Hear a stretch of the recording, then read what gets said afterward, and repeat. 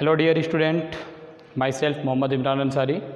Dear student, today we will discuss about natural vegetative reproduction or natural vegetative propagation. Means प्राकृतिक कायिक जनन के बारे में हम लोग बात कर रहे थे बच्चों। इसमें हम लोगों ने पढ़ा था कि कायिक जनन क्या होता है। मैंने आपको बताया था कि कायिक जनन एक ऐसी प्रक्रिया होती है, ऐसे एक प्रोसेस होता है जिसमें जो प्लांट का कोई भी वेजिटेटिव पार्ट होता है, वेजिटेटिव पार्ट्स मीन्स हो गया लीफ, स्टेम और रूट, ठीक है, जड़ हो या तना हो या पत्ती हो, उससे नए नए पौधों का जर्मिनेशन होना शुरू हो जाता है, यानी उसका अंकुरण होना, उसका निकलना शुरू हो जाता है। इसी प्रोसेस को वेजिटेटिव रिप्रोडक्शन कहा जाता है।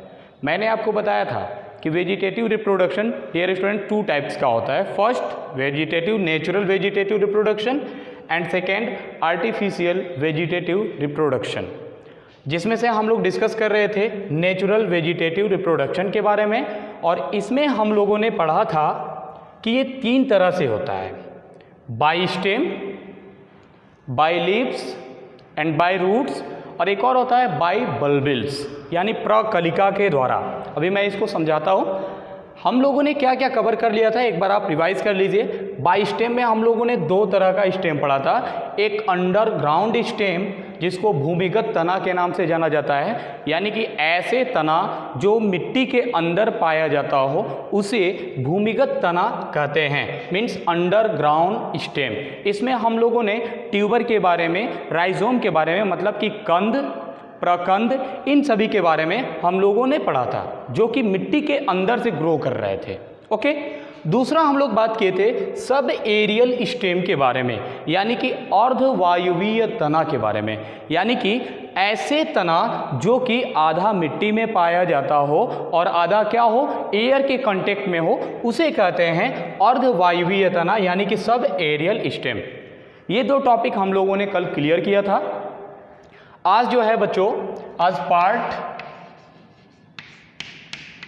ये लेक्चर पार्ट 6 है, ठीक है। इसके बारे में आज हम लोग डिस्कस कर रहे हैं। सबसे पहले इसमें हम लोग जानेंगे बाय रूट, यानी जड़ों के द्वारा वेजिटेटिव प्रोपेगेशन यानी वेजिटेटिव रिप्रोडक्शन कैसे होता है, ठीक है। यानी जड़ के द्वारा बच्चों कायिक जनन की प्रक्रिया किस प्रकार से होती है। तो चलिए आज हम लोग इसको स्टार्ट करते हैं, समझते हैं, ठीक है।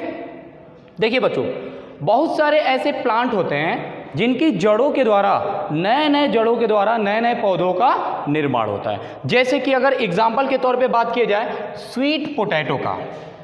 बच्चों एक चीज़ ध्यान दीजिएगा, स्वीट पोटैटो यानी कि शकरकंद, जिसको आप लोग कोन के नाम से, गंजी के नाम से भी जानते हैं। देखिएगा, शकरकंद और आलू दोनों एक जैसे ही होते हैं बच्चों, लेकिन दोनों में डिफरेंस है बच्चों।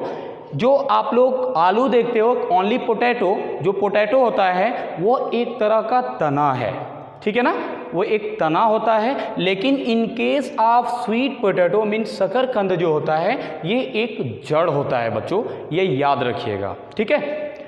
शकरकंद एक तरह का जड़ होता है और जड़ के द्वारा क्या होता है, एक जड़ से कई प्रकार के पौधे उसमें से निकलते हैं। समझ में आ रहा है कि नहीं, जैसे कि आप लोग यहाँ पर देख सकते हो, ठीक है। यहाँ पे देखिए कि इसमें बहुत सारे शकरकंद हैं। इस सभी शकरकंद से देखिए किस तरह से इसमें से ऐसे आप देख सकते हैं किस तरह से इसमें प्लांट, लीव्स सभी इसमें आपको दिखाई दे रहे हैं, ठीक है। ये था बच्चों स्वीट पोटैटो का एग्जाम्पल। जस्ट इसके बाद से आप लोग देखेंगे डहेलिया। डहेलिया भी बच्चों एक तरह का जड़ होता है, इससे भी कई प्रकार के पौधे अंकुरित होकर निकलते हैं। समझ में आ रहा है कि नहीं, ये भी एक तरह का कायिक जनन है जड़ के द्वारा। तो शकरकंद आप देख लिए, अब डहेलिया को भी आप देख सकते हैं, ये एक डहेलिया है और डहेलिया में आप लोग देख सकते हो कि किस प्रकार से इसमें रूट से ये पौधे बाहर निकल रहे हैं, ठीक है बच्चों। जस्ट इसके बाद से हम लोग बात करेंगे सतावर के बारे में। सतावर भी बच्चों एक तरह का जड़ होता है, इससे भी आप देख सकते हैं किस प्रकार से पौधे इसमें से अंकुरित होके बाहर निकल रहे हैं, ठीक है बच्चों। ये था आज का टॉपिक बच्चों, जड़ों के द्वारा। उम्मीद करता हूं कि जड़ के द्वारा कायिक जनन की प्रक्रिया आप लोगों को अच्छे से समझ में आ गई होगी। आइए अब हम बात करते हैं बच्चों लीफ के द्वारा, यानी कि पत्ती के द्वारा। पत्ती के द्वारा कायिक जनन किस प्रकार से होता है इसके बारे में आइए हम लोग आज बात करते हैं। तो आइए देखिए, बाय लीव्स यानी पत्ती के द्वारा कायिक जनन कौन कौन से पौधे में होता है? तो बच्चों सबसे पहले तो ध्यान दीजिए, एक मैं आपको दो यहाँ पे एग्जाम्पल है, एक कोलेंचो भी होता है, बिगोनिया, दूसरा ब्रायोफिलम, एक और होता है कोलेंचो। ठीक है, ये ऐसे कुछ पौधे होते हैं जिनमें कक्षस्थ कलिकाएं निकली होती हैं। जैसे कि मान लीजिए कि एक पौधा है, इस पौधे में आप देखेंगे तो इस तरह से ये लीफ बना हुआ है। ठीक है बच्चों, ये लीफ बना हुआ है। अब इस लीफ में से बच्चों आप देखेंगे तो बहुत सारे छोटे छोटे ऐसे इसमें से ऐसे प्लांट लाइक स्ट्रक्चर निकले रहते हैं। ठीक है, अब होता क्या है बच्चों, ये जब यहाँ से कट होता है, जब ये टूटता है लीफ और टूट के जब आ जाता है डायरेक्ट ये मिट्टी के अंदर, मीन्स ये आप देख सकते हो ये एक तरह का सॉइल है और इसमें मान लो कि ये जो लीफ है ये यहाँ पर चला आया, इसमें से बहुत सारे कक्षस्थ कलिकाएं निकली हुई थी ऐसे इस तरह से। अब ये कक्षस्थ कलिकाएं जितने भी आपको दिख रही हैं ये आगे चल के ये नए नए पौधों में ऐसे विकास हो जाती हैं, यानी नए पौधों में ये बदल जाती हैं और ये पौधे सेम इसी के जैसे दिखाई देगा। ठीक है, ऐसे बहुत सारे प्लांट आ जाते हैं। ठीक है, तो ये होता है बच्चों लीफ के द्वारा, ये लीफ के द्वारा कुछ ही पौधे होते हैं जैसे बिगोनिया, ब्रायोफिलम और एक और होता है कोलेंचो। ये ऐसे पौधे हैं जिनमें पत्तियों के द्वारा एक नए पौधों का निर्माण होता है और किसके द्वारा, इनके पत्तियों के ऊपर कुछ कक्षस्थ कलिकाएं निकली रहती हैं, जिन कक्षस्थ कलिकाओं से नए नए पौधों का निर्माण होता है। Okay dear students, just after this हम लोग बात करेंगे बच्चों बाय बल्बिल्स मीन्स प्रकलिका के द्वारा। ठीक है, अब प्रकलिका क्या होता है, इसका सबसे बेस्ट एग्जाम्पल होता है एगाव। ठीक है, इसमें क्या होता है, जैसे कि मान लीजिए ये एक लीफ है, ये बच्चों ऐसे एक लीफ है, इस लीफ में से क्या होता है यहाँ से एक छोटा सा ऐसे स्ट्रक्चर निकला रहता है। ठीक है, ये जो स्ट्रक्चर होता है बच्चों इसी को हम कहते हैं प्रकलिका यानी कि बल्बिल्स। ठीक है, यहाँ से क्या होता है ये धीरे धीरे एक न्यू प्लांट्स का जर्मिनेशन करना शुरू कर देता है।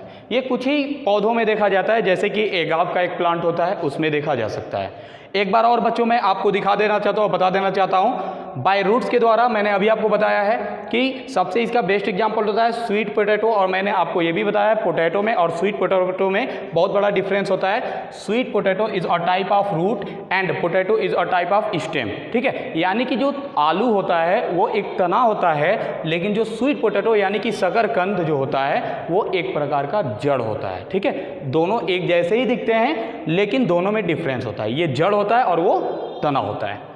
डहेलिया भी आपको मैंने बताया है, ये भी एक प्रकार का रूट है जिसमें रूट के द्वारा वेजिटेटिव रिप्रोडक्शन होता है। ठीक वैसे ही सतावर के अंदर भी होता है, मैंने आपको अभी बताया है। ठीक है, जस्ट इसके बाद से हमने लीफ के बारे में जाना, जैसे कि बिगोनिया के बारे में मैंने बताया आपको, बिगोनिया ब्रायोफिलम, इसको आप ऐसे इस प्रकार से देख सकते हैं, इस फिगर के द्वारा देख सकते हैं कि किस प्रकार से इस बिगोनिया वाले जो लीफ आपको दिख रहे हैं इससे नए नए प्लांट्स जर्मिनेट कर रहे हैं। ओके डियर स्टूडेंट्स, जस्ट इसके बाद से मैंने आपको बताया था बाय बल्बिल्स के बारे में प्रकलिका के द्वारा। एगाव का भी प्लांट आप देख सकते हैं इस प्रकार से, इसमें से भी देख सकते हैं किस तरह से पत्तियां और कलियां सभी चीज़ें इसमें से निकल रही हैं। ठीक है बच्चों, आज के लिए इतना ही। Thank you for watching this video.